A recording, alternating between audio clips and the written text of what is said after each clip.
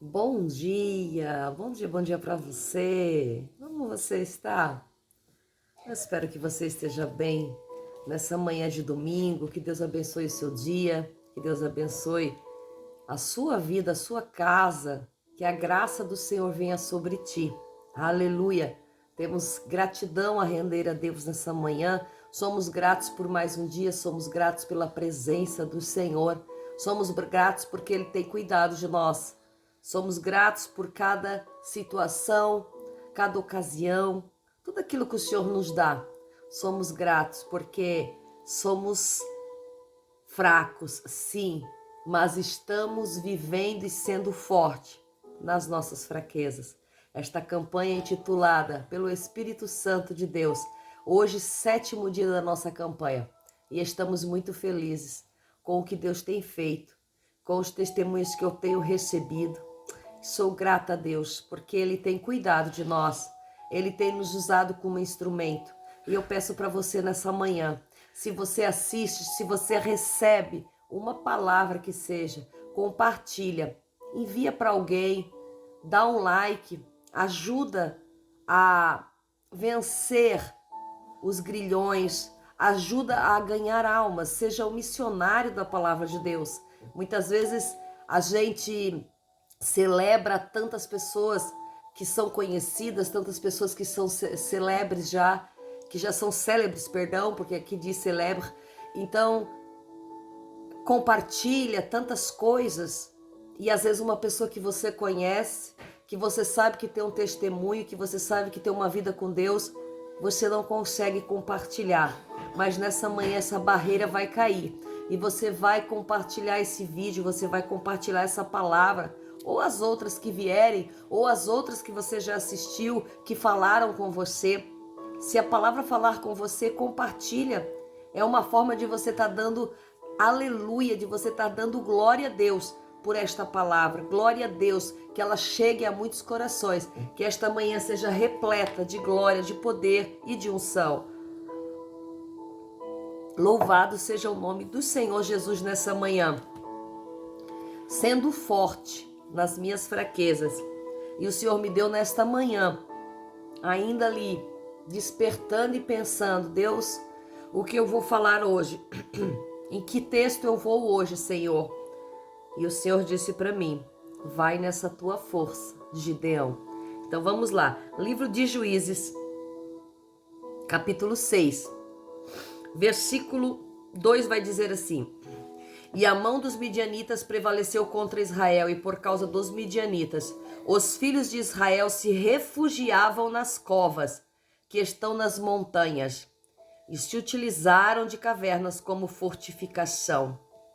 Versículo 6, E Israel ficou muito empobrecido por causa de Midian. Então os filhos de Israel clamaram ao Senhor Jeová. Versículo 11, E o anjo do Senhor assentou-se debaixo do carvalho que está em Ofra, e que pertencia a Joás, o Abiezrita, e o seu filho Gideão estava malhando o trigo no lagar para ocultá-la dos midianitas. E apareceu-lhe o anjo do Senhor e lhe disse: Senhor Jeová é contigo, varão forte e valente. Versículo 14. E o Senhor Jeová, voltando-se para ele, disse: Vai com esta tua força e salvarás a Israel das mãos dos midianitas. Porventura, não te mandei eu? Então respondeu Gideão: Ah, meu Senhor, com que eu hei de salvar Israel? Eis que a minha família é a mais pobre da tribo de Manassés, e eu sou o menor da casa de meu pai. Ô glória, quem mais aí é o menor da casa de seu pai? Quem mais aí acha que é o menor da casa de seu pai? Quem mais aí já não tem força? Quem mais aí anda caminhando, se arrastando, porque acha que não consegue fazer mais nada? Quem mais aí está nessa mesma visão de Gideão? Então nós vamos ver aqui nessa manhã que o povo de Israel estava dominado, estava sofrendo com os midianitas. Eles plantavam, os midianitas vinham e colhiam. Tudo que eles faziam, os midianitas vinham e pegavam. Então diz aqui, começando essa palavra nessa manhã, que o povo de Israel se escondia nas covas. Oh, glória! O povo de Israel se escondia como bicho dentro das covas, subia as montanhas e se escondia nas cavernas. Utilizavam as cavernas como fortificação, como fortaleza. Eu quero dizer para você nessa manhã, não se esconda em covas e em cavernas. Não faça das cavernas e das covas a tua fortificação, porque existe um Deus sobre a tua vida. Existe um Deus que está cuidando de você. Existe um Deus que está guiando você. Existe um Deus que está cuidando de você. E o povo estava subjugado. Mas estava subjugado por quê? Porque diz a palavra do Senhor no princípio desse capítulo que eles faziam o que era mal aos olhos de Deus. Eles faziam o que era mal aos olhos de Jeová. Mas então eles começaram, após estarem em covas, após estarem sendo subjugados, após não ter mais jeito de trabalhar a terra, após tudo que eles plantavam, o inimigo vinha e colhia. E o inimigo está colhendo na sua horta? Será que o inimigo nesse tempo está colhendo no seu lagar? Será que o inimigo nesse tempo está colhendo na sua roça, no seu lugar de cereal? Será que o inimigo está colhendo a sua plantação? E você já não sabe mais o que faz, você compra, você planta, você frutifica e o inimigo vem e colhe e você não vê a raiz dos seus frutos. Você não vê a colheita, você não consegue aproveitar da colheita. É porque o inimigo está colhendo. Então você está entregue às covas, você se entregou nas covas, você está aprofundado nas fortificações. Mas nessa manhã eu quero dizer para você, o Senhor já levantou um libertador para mim e para a sua vida. O Senhor já levantou um libertador. Nós estamos salvos, nós somos libertos, não tem inimigo que faça nos esconder. Oh, glória! E aí vai dizer que, ainda está alto esse fundo aqui, eles estavam vivendo isso e de repente eles clamam ao Senhor Jeová.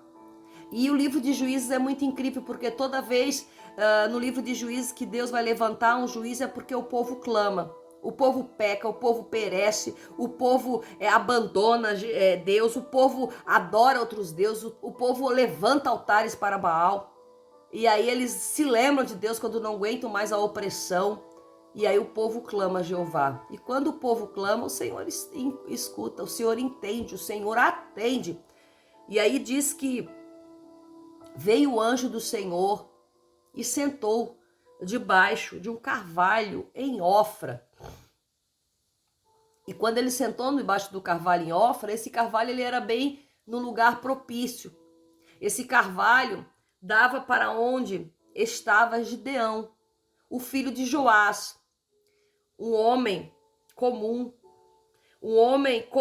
porém escolhido por Deus. E ele estava ali malhando o trigo no lagar, malhando o trigo onde não era o lugar de malhar o trigo, malhando o trigo onde era o lugar de pisar as uvas. Por quê? Porque estava se escondendo, está escrito bem aqui, para ocultá-lo, para ocultar o trigo, para ocultar o fruto do seu trabalho. Ele tinha que trabalhar escondido para que o inimigo não viesse e tomasse aquilo que era dele. Quantos estão trabalhando escondido? Quantos estão trabalhando de uma forma escondida para que o inimigo não venha e tome o fruto do seu trabalho? Está malhando trigo no lagar. Essa aqui é uma outra palavra que eu não posso entrar. Mas fazendo o serviço no lugar inapropriado. Está trabalhando no lugar inapropriado. Não era para o trigo o lagar, e nem o lagar para o trigo. Mas ele estava ali por uma necessidade. E daí quando ele está ali aparece o anjo e diz para ele: varão forte e valente. Aí ele até se riu por dentro. Eu forte e valente, como diz outro. Se fosse forte e valente não estava malhando trigo no lagar. Quem sou eu, o mais pobre da tribo? Quem sou eu o mais pobre da tribo de Manassés, eu sou o menor da casa do meu pai, nós somos os mais pobres, não temos nada, somos nada. E ali ele começa a falar, dizendo que ele não é nada, ele vê que ele não tem nada. E aí o anjo vai dizer para ele: vai nessa tua força, Gideão. Não te mandei eu? Vai com tua força e salvarás Israel das mãos dos midianitas. Porventura não te mandei eu, e é o anjo do Senhor. E toda vez que aparece o anjo do Senhor na Bíblia, é relacionado a Jesus. É ele o próprio que desce e fala com Gideão. E aí, quando ele recebe a ordem de ir nessa força que ele tem, ele vê que ele não tem força alguma. Mas aí vai começar a acontecer várias situações. E ele oferece, primeiramente, ele pede para Deus ali ele pede para Deus uma prova que realmente é o Senhor que está com ele. Mas primeiramente ele sai e oferece um cabrito, e o anjo fica ali. Depois ele sai e oferece um touro, e o anjo fica às portas. E depois ele faz prova com Deus. Se é o Senhor mesmo que está falando comigo, vai cair o orvalho, mas o novelo de lã vai ficar intacto.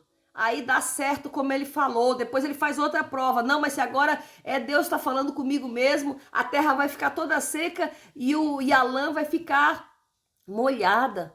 Então ele fazia provas com Deus para ver que realmente era Deus falando com ele, porque ele sabia quem ele era, ele sabia que ele não tinha força alguma, que ele não podia. Mas aí ainda Deus faz mais algo poderoso com ele. Ainda faz a prova dos 300, né? Quem lamber a água com a língua no riacho é os escolhidos, e quem se ajoelhar, esses não servem para guerra. E só quem lambeu a água foi 300, e foi só 300 que foram para a guerra. Por quê? Porque o exército de Midian era muito numeroso. Diz que eles olhavam, eles viam como gafanhotos de tantos que tinham. E Deus queria mostrar para o povo de Israel que quem vencia não era o povo de Israel, e sim ele que vencia as batalhas. Então ele manda Gideão somente com os 300 para lutar contra os gafanhotos, para lutar contra aquele povo tão numeroso. E Gideão vence, pelo nome do Senhor Jesus, pelo nome do Senhor Deus de Israel. E Gideão vence, porque pela força dele ele não venceria nada, ele nem sairia daquele lagar. Pela força dele ele continuaria malhando trigo no lagar. Pela força dele ele continuava colhendo escondido. Pela força dele ele continuava fazendo o que era ilícito. Pela força dele ele continuava praticando a iniquidade. Pela força dele ele continuava no mundo dele sem se dar conta do que estava acontecendo. Pela força dele ele continuava na cova. Pela força dele ele continuava nas fortificações. Pela força de Gideão ele continuava pobre como a família dele era, que ele diz. Pela força dele ele se via pobre, mas na verdade ele não era pobre, porque depois eles deram cabrito, depois eles deram bois para o sacrifício, depois foi aparecendo riquezas. Muitas vezes nós não damos valor para aquilo que nós temos, nós achamos que aquilo que nós temos não é nada. Mas para Deus, o que importa é aquilo que nós conseguimos doar com o nosso coração, com aquilo que nós temos para entregar. Então nós vamos ver que Gideão se nomeia pobre, se nomeia pequeno. Mas depois, ao longo da história aqui, nós vamos ver que ele tinha boi para doar, que ele tinha cabrito para doar, que ele tinha coisas para doar, que eles tinham terras que eles tinham largar, que eles tinham trigo, que eles tinham plantações. Então eles não eram pobres como ele se via pobre. Na verdade, Gideão queria correr, era do chamado. E quantos de nós estamos correndo do chamado, colocando culpa naquilo que nós temos? Quantos de nós estão correndo do chamado que Deus tem para nós, colocando fraqueza na nossa frente, colocando a fraqueza como barreira? E nessa manhã eu quero dizer para você, a barreira está caindo em nome de Jesus. Jesus tem um chamado com você, Deus tem um chamado com você. Você vai largar o trigo no lagar e vai colocar a mão na obra para vencer os midianitas nessa manhã. Que Deus abençoe, que a palavra possa vir a fazer frutos na sua vida, e que Deus te dê um dia e um domingo de graça, de glória e de plenitude, sendo fraco, sendo forte na nossa fraqueza, em nome de Jesus. Assim como Gideão foi fraco e foi forte foi forte naquilo que Deus tinha com ele. Que Deus abençoe e que a graça do Senhor esteja sobre você.